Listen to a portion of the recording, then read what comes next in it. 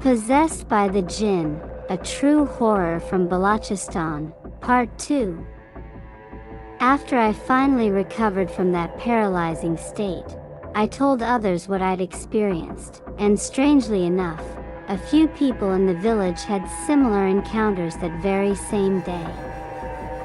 There's so much to be said about this phenomenon, but for now, let's return to my own story.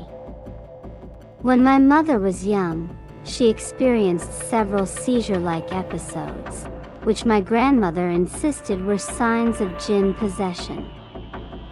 But my mother herself believed it was due to weak nerves.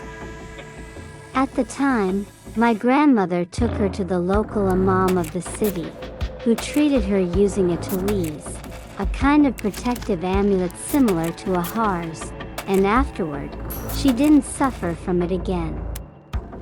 Until she was 17, when she married my father. My mother's marriage to my father was a mistake. He had already divorced his first wife and left several children behind. He had a volatile personality and a reputation for being unstable. When my mother got pregnant with me, things got worse. I still remember how terrifying our house was. It stood far from the other homes and was surrounded by thick trees known locally as willow. I'm not sure of its real name in other languages. One day, while my mother was collecting her laundry from the clothesline, she noticed someone had cut part of her clothes with scissors. She was deeply disturbed but said nothing.